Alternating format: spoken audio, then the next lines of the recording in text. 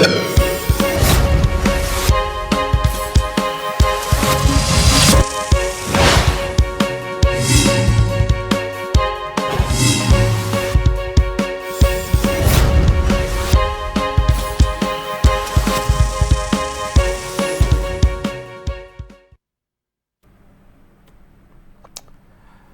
आप देख रहे हैं जन उत्तराखंड और मैं हूं आपके साथ भानु दीक्षित। सबसे पहले नजर हेडलाइंस पर।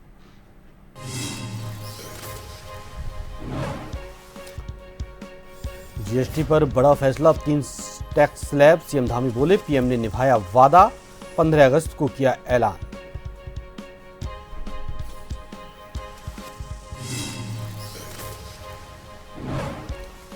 देहरादून में तीलू रौतेली और आंगनबाड़ी कार्यकर्त्री पुरस्कार वितरित। 13 जनपद की महिलाओं को मिला सम्मान।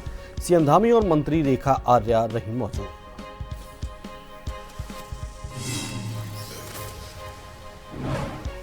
महिला सशक्तिकरण पर भ्रामक रिपोर्ट पर भड़के सीएम धामी, कहा उत्तराखंड की महिलाएं हर क्षेत्र में आगे। फैब्रिकेटेड रिपोर्ट महिलाओं का मनोबल गिराने का करती है काम।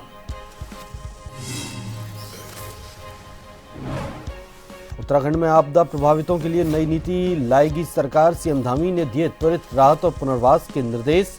राज्य आपदा मोचन निधि के तय मानकों से मिलेगी मदद।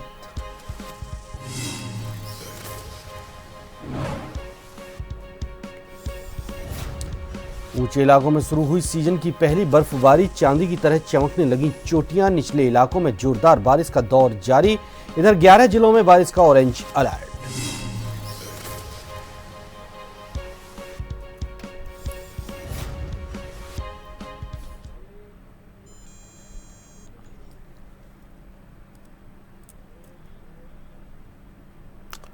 खबरें विस्तार से। केंद्रीय वित्त मंत्री निर्मला सीतारमण ने जीएसटी की दरों का ऐलान को लेकर बड़ा ऐलान किया है, जिसके चलते अब जीएसटी में सिर्फ 3 स्लैब ही रखे गए हैं। बता दें कि जहां 12% और 28% वाले कर ढांचों को खत्म किया, वहीं 5 और 18% के पिछले स्लैब्स को बरकरार रखा गया। इसके अलावा 40% का एक नया टैक्स ढांचा भी बनाया गया है। वहीं इस पर सूबे के मुख्यमंत्री पुष्कर सिंह धामी का कहना है कि प्रधानमंत्री जो कहते हैं वो करके दिखाते हैं और 15 अगस्त के मौके पर प्रधानमंत्री नरेंद्र मोदी ने लाल किले से ये घोषणा की थी कि दीपावली से पहले देश की जनता को जीएसटी में संशोधन कर बड़ा उपहार दिया जाएगा।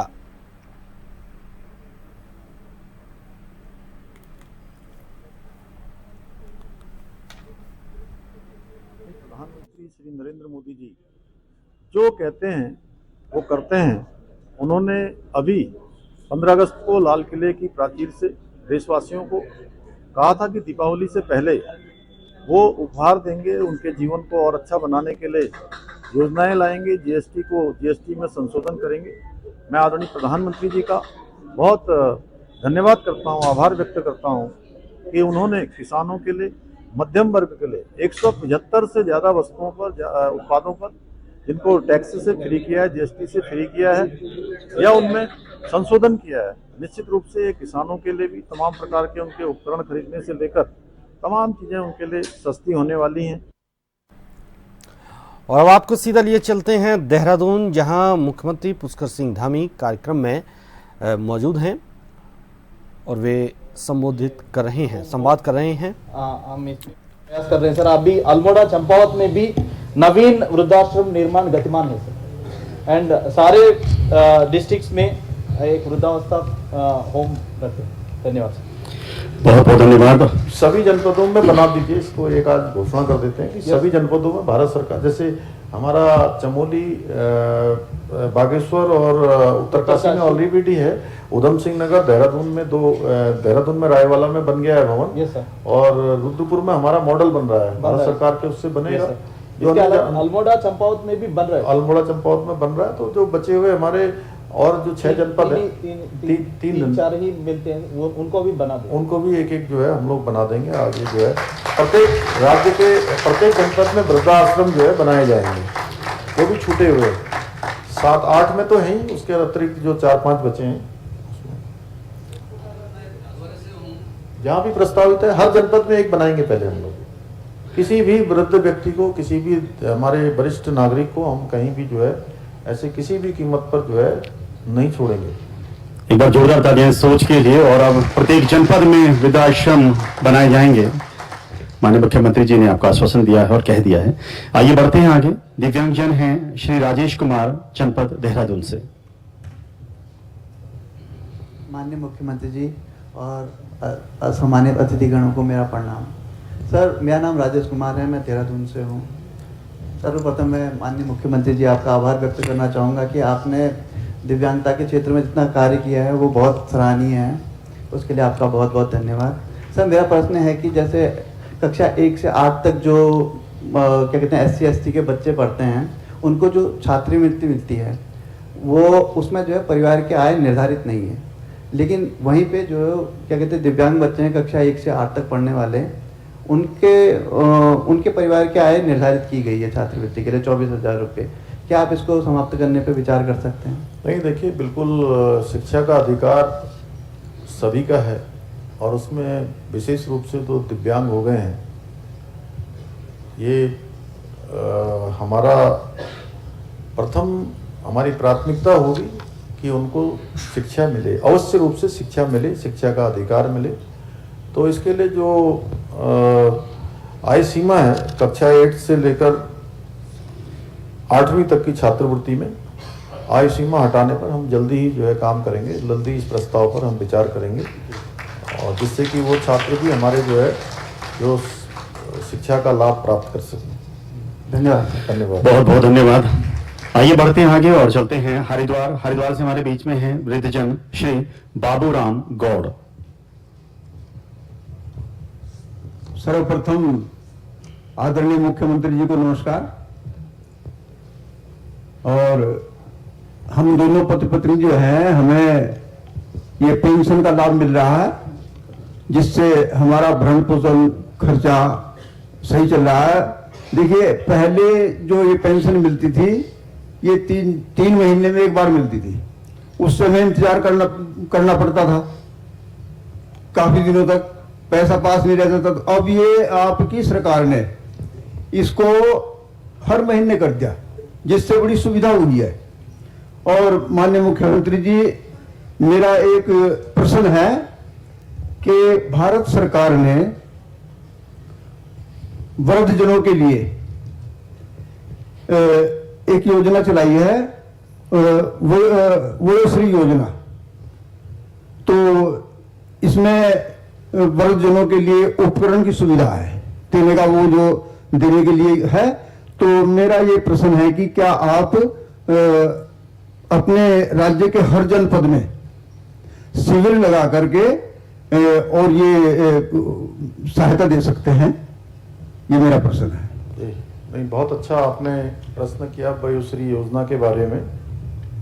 और ये भारत सरकार द्वारा जो BPL परिवारों से संबंधित है, जिनकी मासिक आय 15,000 रुपये अधिकतम आय वाले जो वरिष्ठ नागरिक हैं, उनको इस वयोश्री योजना से लाभान्वित किया जा रहा है। और इसके अंतर्गत विभिन्न जो सहायक उपकरण दिए जाने का प्रावधान है।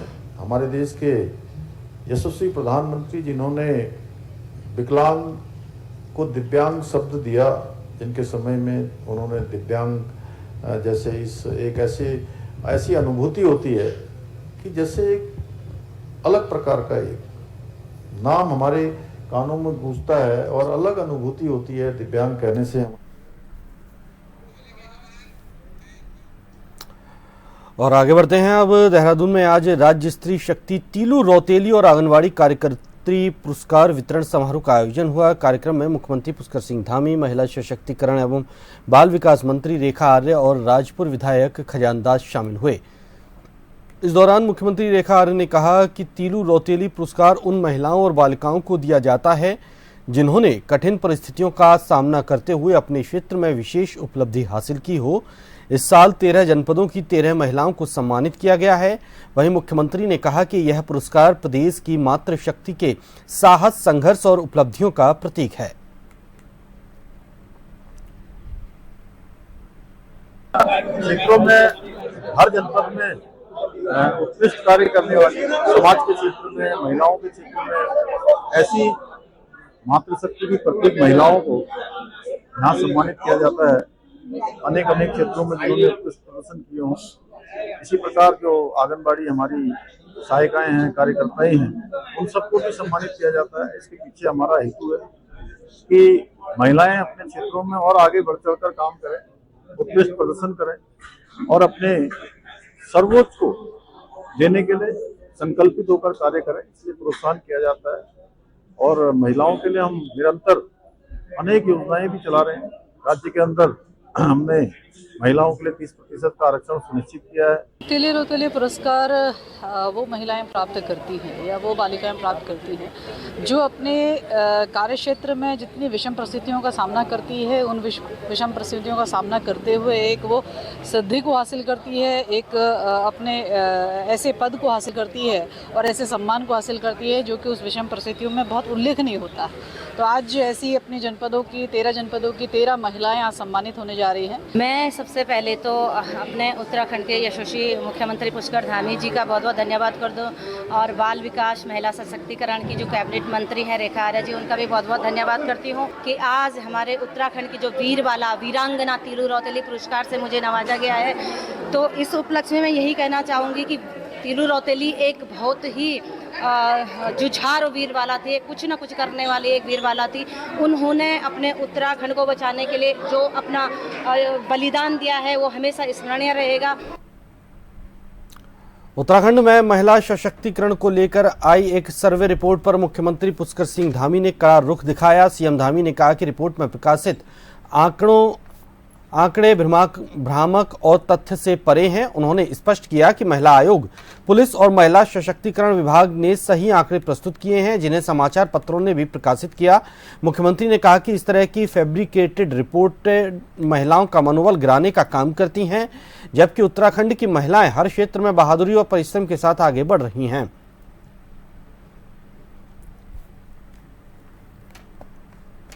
सर्वे कंपनी ने सर्वे किया होगा, उसके आधार पर हमारी महिला आयोग ने, हमारे पुलिस विभाग ने, हमारे अन्य विभागों ने, महिला सशक्तिकरण विभाग ने अपने जो आंकड़े थे वो आंकड़े प्रस्तुत किए हैं। वो आंकड़े सत्य से परे हैं, इसलिए अगले दिन जिन अखबारों में इसका समाचार प्रकाशित हुआ था उसी अखबार में अगले दिन के सही आंकड़ों के साथ वो समाचार भी प्रकाशित हुआ। इस प्रकार की फैब्रिकेटेड चीज़ें नहीं होनी चाहिए। हमारे यहाँ महिला सशक्तिकरण के क्षेत्र में बहुत अच्छे काम हो रहे हैं। हमारी महिलाएं आज बहादुरी से आगे बढ़ रही हैं, एक से एक अच्छा काम कर रही हैं। उनके अंदर एक कौशल भी है, उनके अंदर अच्छी सामर्थ्य भी है और अच्छा परिश्रम भी है। मुख्यमंत्री पुष्कर सिंह धामी ने प्रशासनिक और आपदा प्रबंधन अधिकारियों को राहत और पुनर्वास कार्यों में तेजी लाने के सख्त निर्देश दिए हैं। उन्होंने कहा कि प्रभावित लोगों की सुरक्षा, आवास, भोजन और स्वास्थ्य सुविधाओं में किसी भी तरह की कमी नहीं रहने दी जाएगी। साथ ही लापरवाही को बिल्कुल बर्दाश्त नहीं किया जाएगा। सीएम धामी ने घोषणा की कि राज्य सरकार आपदा प्रभावित लोगों के पुनर्वास के लिए नई नीति लागू करेगी। इसके तहत पीड़ितों को मौजूदा आपदा मोचन निधि से अधिक आर्थिक सहायता दी जाएगी। इस नीति से प्रभावित परिवारों को राष्ट्रीय और राज्य आपदा मोचन निधि के तय मानकों से अधिक मदद मिल सकेगी।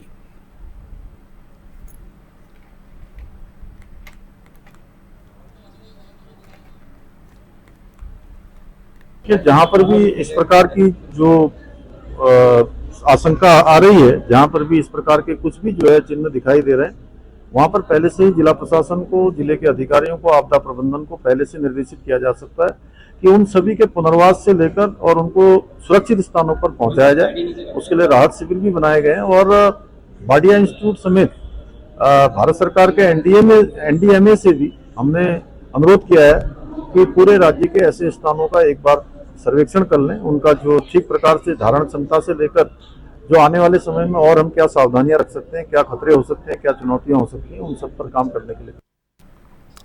रुड़की के मंगलौर कोतवाली क्षेत्र का एक वीडियो सोशल मीडिया पर सामने आया। वीडियो में ग्रामीण एक युवक के कपड़े उतारकर उसे पीटते नजर आ रहे हैं।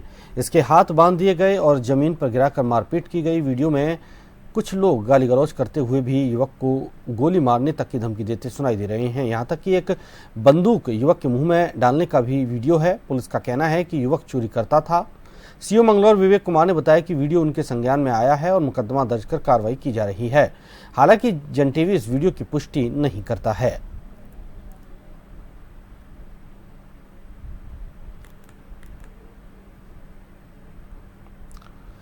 7 सितंबर की पूर्णिमा पर चंद्रग्रहण के बीच सूतक काल में दिन में 12 बजे से प्रारंभ हो जाएगा। हरिद्वार के तीर्थ पुरोहित उज्जवल पंडित ने बताया कि चंद्रग्रहण के सूतक काल के चलते ब्राह्मण भोज नहीं कराया जा सकेगा। ऐसे में श्रद्धालु ब्राह्मणों को पका हुआ भोजन कराने के स्थान पर अनाज, दाल, सब्जियां और फल संकल्प करके दे सकते हैं।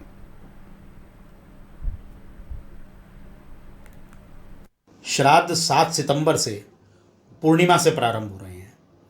पूर्णिमा चूंकि इस बार चंद्र ग्रहण है पूर्णिमा पर, और उस ग्रहण का सूतक दिन में 12 बजे से लग जाएगा।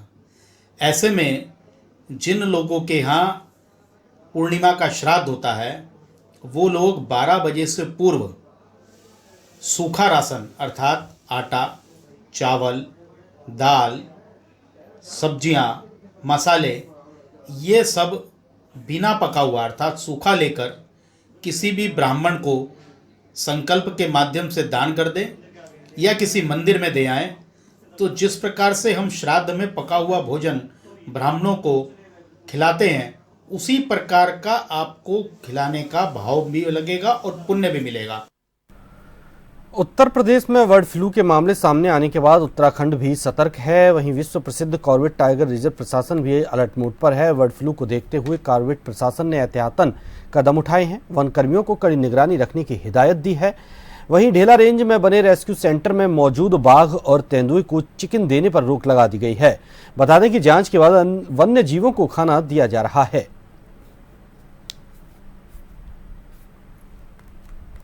फ्लू का एक खतरा जो है वो लगातार मंडरा रहा है। उसमें पहले यूपी में कुछ इलाकों में जो हमारे उत्तराखंड से लगे हुए इलाके हैं वहां पर बर्ड फ्लू का सबसे पहले प्रकरण देखे गए थे। हमारे यहाँ तत्काल उस पर कार्रवाई की गई। हमने जो हमारा स्टाफ था उनको अलर्ट किया, फील्ड फॉर्मुलेशन को सबको बता दिया गया था कि यदि वन क्षेत्र में कहीं पर भी किसी जंगली जो पक्षी हैं उनकी मृत्यु की कोई घटना आती है तो उसको तत्काल हमारे नोटिस पे लाया जाए। हमारे यहाँ जो कार्यरत वरिष्ठ पशु चिकित्सा अधिकारी हैं उसको उसका नोडल बनाया गया है। साथ ही हमारा जो ढेला रेस्क्यू सेंटर है वहां पर भी हमने जो टॉप मोस्ट प्रोटोकॉल है उसको हमने शुरू कर दिया है, जिसके अंतर्गत वहां पर जो ये बर्ड जो है पोल्ट्री जो फीड है उसको बंद कर दिया गया है। कोई चिकन वहां पर नहीं लेकर आया जाएगा। जो भी वहां पर सामग्री आ रही है उसका अच्छे से पहले परीक्षण होगा, उसके बाद ही उसको जानवरों को खिलाया जाएगा। उत्तराखंड विधानसभा अध्यक्ष और कोटद्वार विधायक ऋतु खंडूरी भूषण ने आज तडियाल चौक स्थित क्षेत्रीय परिवहन कार्यालय का औचक निरीक्षण किया। निरीक्षण के दौरान उन्होंने अधिकारियों और कर्मचारियों की उपस्थिति, रजिस्टर की जांच की और कार्यालय की कार्यप्रणाली का बारीकी से अवलोकन किया। उन्होंने वाहन पंजीकरण, ड्राइविंग लाइसेंस जारी करने, वाहन फिटनेस जांच सहित परिवहन से जुड़ी सेवाओं की प्रगति की समीक्षा भी की। इस मौके पर विधानसभा अध्यक्ष ने स्पष्ट निर्देश दिए कि परिवहन कार्यालय में आने वाले आम लोगों को किसी भी प्रकार की असुविधा न हो। अधिकारी और कर्मचारी समय पर कार्यालय पहुंचे, पारदर्शिता बनाए रखें और जनता की समस्याओं का त्वरित समाधान करें। ऋतु खंडूरी भूषण ने चेतावनी दी कि भविष्य में यदि किसी भी स्तर पर लापरवाही या ढिलाई पाई गई तो संबंधित अधिकारियों और कर्मचारियों के खिलाफ कठोर कार्रवाई की जाएगी।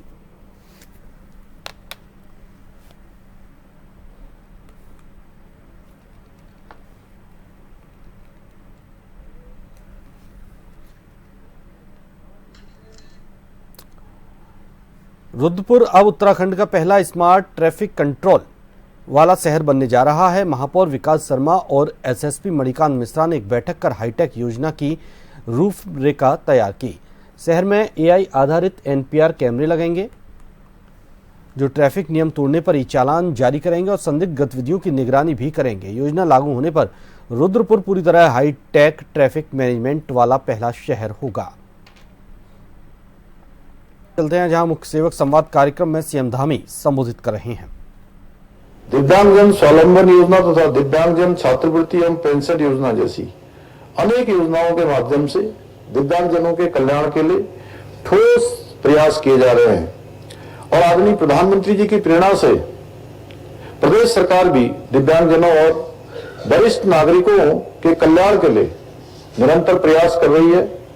हमारी सरकार द्वारा प्रदेश में 96,000 से अधिक दिव्यांगजनों को विभिन्न योजनाओं के अंतर्गत नियमित पेंशन प्रदान की जा रही है, जहां एक और वर्ष 18 से अधिक आयु के 86,000 से अधिक दिव्यांगजनों को 1,500 रुपए की पेंशन हम प्रदान कर रहे हैं। वहीं 18 वर्ष से कम आयु के 8,000 से अधिक दिव्यांग बच्चों के भरण पोषण एवं देखभाल के लिए प्रति माह 700 रुपए की आर्थिक सहायता भी प्रदान कर रहे हैं। इसके साथ ही ग्रामीण क्षेत्रों में कृषि कार्य के दौरान दिव्यांग हुए लोगों को तीली रोतोली पेंशन योजना के अंतर्गत प्रति माह 1,200 रुपए की आर्थिक सहायता प्रदान करने के साथ ही 4 फुट से कम ऊंचाई वाले व्यक्तियों को बौना पेंशन योजना के माध्यम से प्रति माह 1,200 रुपए की पेंशन भी प्रदान कर रहे हैं। यही नहीं, हमारी सरकार द्वारा दिव्यांगजनों की सहायता हेतु एक और जहां कृत्रिम अंग, श्रवण यंत्र, बैसाखी, ट्राईसाइकिल और व्हील चेयर जैसी सहायता सामग्री उपलब्ध कराने के लिए 7,000 रुपए तक का अनुदान दिया जा रहा है। वहीं दिव्यांग छात्रों के लिए विशेष शिक्षा संस्थानों का आधुनिकीकरण भी कर रहे हैं, जहां उनके लिए ब्रेल पुस्तकों, डिजिटल लर्निंग टूल्स तथा प्रशिक्षित शिक्षकों की उपलब्धता भी सुनिश्चित करने का प्रयास किया जा रहा है। इतना ही नहीं, हमारी सरकार द्वारा सुगम्य भारत अभियान के अंतर्गत प्रदेश में विभिन्न शासकीय भवनों सहित सभी महत्वपूर्ण स्थलों को दिव्यांगजनों के अनुकूल बनाने का भी कार्य किया जा रहा है। साथ ही उन्हें परिवहन निगम की बसों में निःशुल्क और रियायती दरों पर यात्रा सुविधा भी उपलब्ध कराई जा रही है। यही नहीं, हम दिव्यांग विवाह प्रोत्साहन योजना के अंतर्गत दिव्यांग व्यक्ति से विवाह करने पर अभी तक 25,000 रुपए और आज आप सब लोगों की जो आप लोगों ने मेरे समक्ष बात रखी है उसको हम 50,000 रुपए भी करने जा रहे हैं। मुझे प्रसन्नता है कि आज इस योजना से जुड़े एक सॉफ्टवेयर का भी लोकार्पण किया जाएगा, जिससे इस योजना का लाभ पारदर्शी। इसी के साथ जन उत्तराखंड में फिलहाल इतना ही। नमस्कार।